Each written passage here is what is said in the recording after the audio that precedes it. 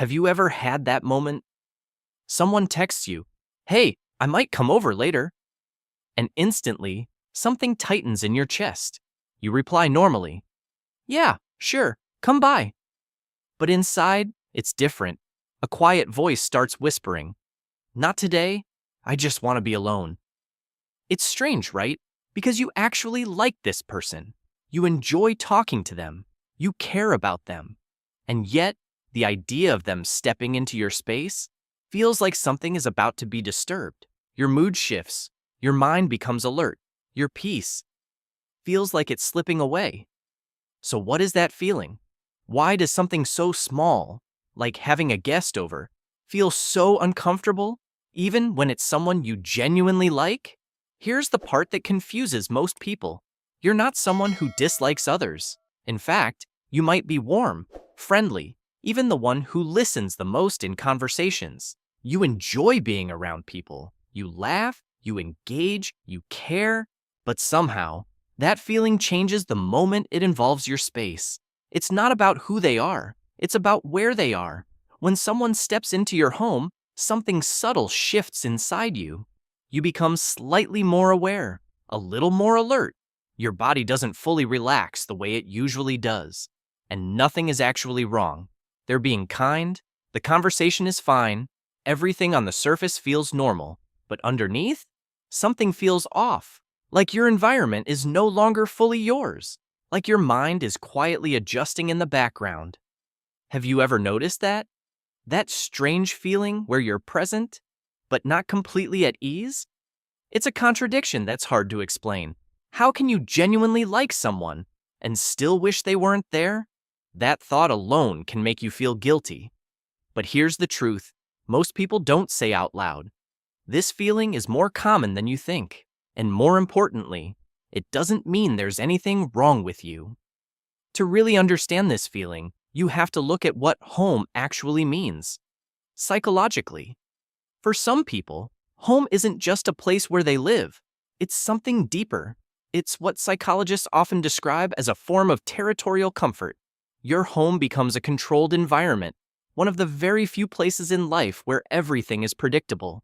You know where things are. You recognize every sound. You move through it without thinking. Nothing surprises you. And that sense of control does something powerful to your mind. It allows your nervous system to finally relax. Because out in the world, you're constantly adjusting, reading people, responding, adapting. But at home, you don't have to. Your home becomes part of your identity. The way it looks, the way it feels, even the silence inside it, it all reflects you.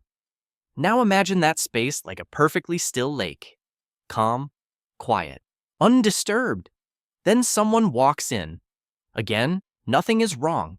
But it's like a small pebble has been dropped into the water. The surface changes, the stillness breaks. Subtle ripples begin to spread.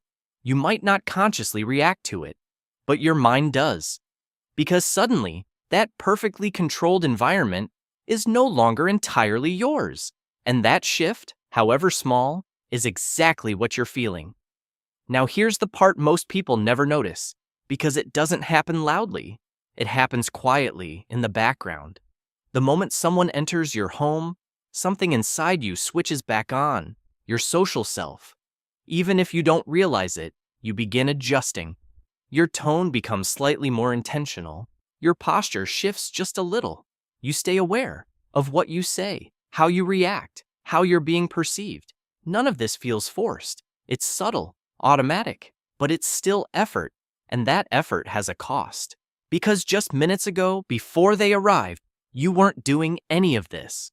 You were sitting however you wanted, thinking freely, letting your mind wander without interruption. You were completely off. Now, you're not. You're present, engaged, responsive, and even if the interaction is pleasant, your system is working again. That's where the exhaustion comes from. Not from the person, but from the shift. It's like your energy has a quiet meter running in the background. At first, you don't notice it, but slowly, it starts dropping. 1%, then another, then another. Nothing dramatic happens. No clear moment where you suddenly feel drained, but by the time they leave, you feel it. that subtle heaviness, that quiet need for silence again.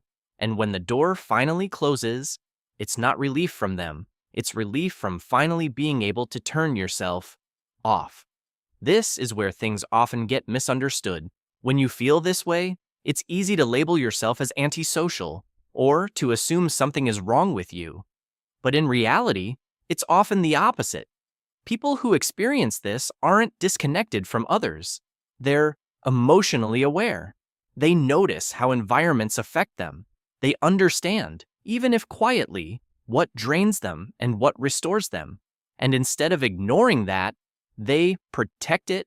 That's not avoidance. That's a boundary, a healthy one, because there's a difference between pushing people away and choosing when and how you engage.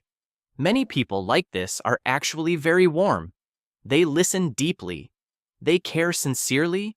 They show up fully when they have the energy to do so. But they also understand something important. Connection feels better when it doesn't come at the cost of losing yourself. And for them, silence isn't emptiness. It's recovery. It's the space where their thoughts settle, where their emotions reset, where they return to who they are, without pressure, without performance. So needing that silence isn't a sign of loneliness. It's a sign that you know how to take care of your inner world. And that awareness, that's not weakness. It's emotional intelligence. To really understand why this feeling runs so deep, you have to look a little further back. For some people, this sensitivity didn't start in adulthood. It started in childhood. Think about what guests meant in your early home. More noise, more pressure, more expectations. Maybe your parents became more tense. Maybe the atmosphere felt less predictable. Maybe you had to behave differently, even if no one said it out loud. And over time, your brain began to connect something very specific. Guests don't just visit, they change the environment. So even now, as an adult, that old pattern can still exist quietly in the background. Not as a conscious thought, but as a feeling, a subtle sense that something familiar is being disrupted. But there's another layer to this, something much more modern. Today, your mind is constantly stimulated. Notifications, conversations, noise, expectations. You're always responding to something, which means your home becomes more than just a place to rest. It becomes your last controlled space, a place where nothing demands your attention, where no one is watching, where your system can finally slow down. In a way, it becomes a kind of psychological safe system. And when someone enters that space, it's not just a visit, it's an interruption to the only environment where you feel fully in control. That's why the reaction feels so real. Because for your mind, it is. This is also why you might notice something interesting about your preferences. You don't avoid people, you just prefer meeting them somewhere else. A cafe, a park, a quiet public place. Because those environments don't belong to you. There's no sense of ownership, so there's nothing to be disturbed. You're already in social mode when you arrive, so nothing inside you has to switch suddenly. There's no transition from private to public, no subtle loss of control. Everything feels expected, and just as importantly, you can leave whenever you want. There's a clear beginning and a clear end. You don't have to wait for the right moment. You don't have to manage the atmosphere. You simply stand up and go. That alone restores a sense of control. Your emotional boundary stays intact because your personal space was never entered in the first place. And that's why these environments feel lighter. Not because the people are different, but because your inner world remains untouched. Now here's the part that matters most. There is nothing wrong with you. You can love people deeply and still need space. You can enjoy connection and still protect your peace. Those two things are not in conflict. They exist together. Because protecting your environment is not the same as rejecting others. It doesn't mean you care less. It means you understand what keeps you balanced. What you're doing isn't avoidance. It's regulation. You're noticing what drains you, what restores you, and you're responding to it. That's not a flaw. That's awareness. And for you, quiet isn't empty. It's essential. It's like oxygen. something you don't always think about until it's gone. And the moment it disappears, you feel it immediately. That's why silence matters so much. Not because you're disconnected from people, but because it's the only place where you reconnect with yourself. So if you've ever questioned this part of who you are, maybe it's time to see it differently, not as something to fix, but as something that's quietly been taking care of you all along. So let me ask you something. Are you like this too? Have you ever felt that quiet tension the moment someone says they're coming over, even if it's someone you genuinely like? Or that subtle sense of relief when the door closes and everything slowly returns to silence again? If you've felt that, you're not alone, and I'd really like to hear your experience. So share it in the comments. You might be surprised how many people feel the same way, but never say it out loud.